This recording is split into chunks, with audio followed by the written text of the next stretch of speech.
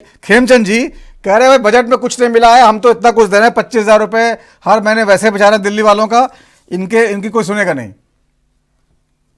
इससे ज्यादा हर्षात्मक और कुछ नहीं हो सकता। हाँ, घूसखोर हैं, कमीशन खोर हैं, चोरी करते हैं, एडमिनिस्ट्रेशन के साथ फ्रॉड करते हैं, ऐसे लोगों को तो कुछ मिलेगा भी नहीं। जो काम करते हैं, मेहनत पसंद लोग हैं, हमारे युवा जो लगातार इंडस्ट्री में काम कर रहे हैं, पूरे विश्व को सर्विस दे रहे हैं, उन सबको मिला है। मैं खुद टैक्स पेयर हूँ, मैं 17-18 साल से टैक्स देता हूँ, मुझे मिला है। मैं वर्किंग प्रोफेशनल हूँ।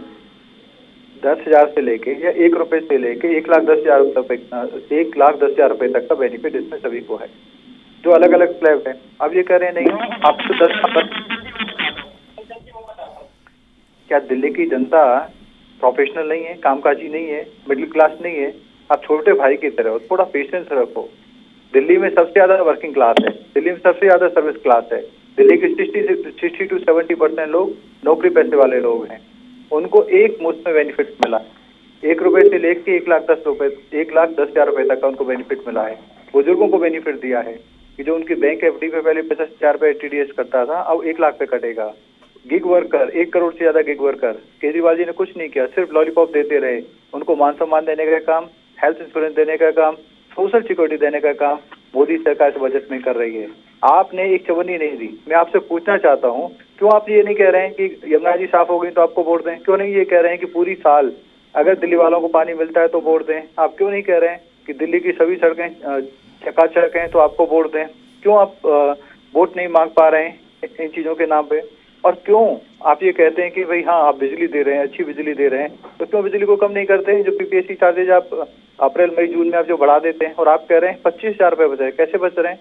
मैं आपको एग्जांपल देता हूँ। एक मिडिल क्लास जैसे 5 लोग रह रहे हैं या 6 लोग रह रहे हैं, उनके परिवार में आप गर्मियों में अगर एक कूलर, एक लैपटॉप और एसी चला लिया तो उनकी जो मिनिमम यूनिट है, कंजम्पशन यूनिट, वो 500-600 तक पहुंच जाती है। उसी का 4-5 हजार रुपए बिल दे रहे हो, 6-6 हजार रुपए तक बिल दे रहे हो। मैं मिडिल क्लास की बात कर रहा हूँ। और जो इफेक्टिव कॉमर्शियल बिजली 18 रुपए पर यूनिट के हिसाब से आप दे रहे हो, तो सबसे ज्यादा महंगी है। आप लोगों ने फिक्स चार्जेस बढ़ाए, मीटर के चार्जेस बढ़ाए। नवीन जी लंबा चौड़ा भाषण दिया, आप मेरे को थोड़ा समय दीजिए, इनको मैं थोड़ा रिप्लाई कर दूं। ठीक है। आपने अभी तक जितने भी चुनावी सभाएं, किसी में अपने काम के आधार पर वोट नहीं मांगे, और अब की बार आपने खुला ये भी नहीं कहा हमने काम किया तो वोट दो, नहीं तो मत दो। क्या कह रहे हैं? हम 25 रुपए देंगे, हमें वोट दो। हम पुजारियों को सैलरी देंगे, हमें वोट दो। हम टैक्सी वालों के लिए कुछ करेंगे, मतलब करेंगे किया, उसके आधार पर क्यों नहीं वोट मांगने की आपकी हिम्मत हो रही है? हमने अपने डोमेन में करके ही देखा। और अभी आप पढ़े लिखे ही लगते हो, लेकिन कैसी बातें कर रहे हैं कि भाई 1.5 लाख 1.25 लाख करोड़ दिल्ली से जाता है, और दिल्ली को क्या मिलता है? मात्र 350 करोड़। दिल्ली में जो दिल्ली पुलिस का खर्चा है वो कौन देता है? केजरीवाल जी। दिल्ली में AIIMS hospital, RML hospital, Lady Hardinge hospital, Safdarjung hospital, इसका खर्चा कौन देता है? केजरीवाल जी देते हैं। डीडीए को ग्रांट कौन देता है? केजरीवाल जी देते हैं। दिल्ली में जो ईस्टर्न वेस्टर्न पेरिफेरल एक्सप्रेसवे बना है, उसका खर्चा क्या केजरीवाल जी? खेमचंद शर्मा जी वो कह रहे हैं कि दिल्ली के लोग, खेमचंद जी कह रहे हैं दिल्ली के लोग जितना टैक्स देते हैं उसका जो है आधा भी उनको वापस में डेवलपमेंट के तौर पर नहीं मिल रहा है। आधा तो छोड़ो सर, 1,75,000 में से 325 वापस मिलता है। 80% काम केंद्र सरकार कर रही है। मैं आपको जो बताता है, दिल्ली की तो काम है। आईटी अंडरपास बनाया, किसने बनाया? मोदी जी ने बनाया। आज मेट्रो चप्पे चप्पे पे तो कौन दे रहा है? मोदी जी दे रहे हैं। 1200 इलेक्ट्रिक बस जो दिल्ली को दी है, चमचमाती बस जो सड़क पर दिखाई देते हैं, एक नई बस केजरीवाल जी नहीं खरीद पाए, वो किसने दी है? मोदी जी ने दी है। तो ये सारा खर्चा कौन देख रहा है? और दूसरा, एक नेशनल कमीशन है जो तय करता है। ऐसा नहीं होता कि इस पर्टिकुलर स्टेट से अगर टैक्स कलेक्ट हुआ है तो उसी स्टेट को पूरा पैसा वापस कर दिया जाएगा, तो फिर गरीब स्टेट को पैसा कहाँ से मिलेगा? तो वो एज अ फैमिली और एज अ नेशन वाली बात कब होगी? ये तो अर्बन नक्सल है।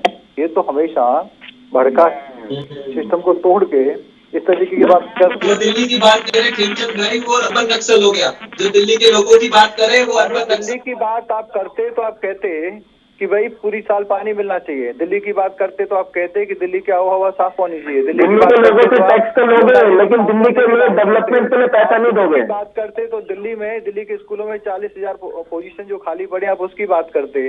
दिल्ली की 80% स्कूल में साइंस और मैथ नहीं पढ़ाई जाती है। 800 से ज्यादा स्कूलों में प्रिंसिपल नहीं, आप उसकी बात करते। दिल्ली में जिस तरीके से प्राइवेट स्कूल लूट रहे हैं विभिन्न प्रकार की फीस के माध्यम से, आप उसकी बात करते। दिल्ली में आपने जो अनऑथराइज कॉलोनी है वहाँ पे पानी तक नहीं दिया, सीवर लाइन तक नहीं बनवाई, सड़क तक नहीं बनवाई, उसकी बात करते। आप उसकी बात नहीं कर रहे हैं, आप दिल्ली वालों की बात नहीं कर रहे हैं, आप केजरीवाल जी को बचाने की बात कर रहे हैं, अपने भ्रष्टाचार को छिपाने की बात कर रहे हैं, अपने कमीशन को छिपाने की बात कर रहे हैं। इसीलिए दिल्ली वालों ने तय कर लिया है, आपदा नहीं चाहिए, भाजपा चाहिए। आपदा जा रही है, भाजपा आ रही है।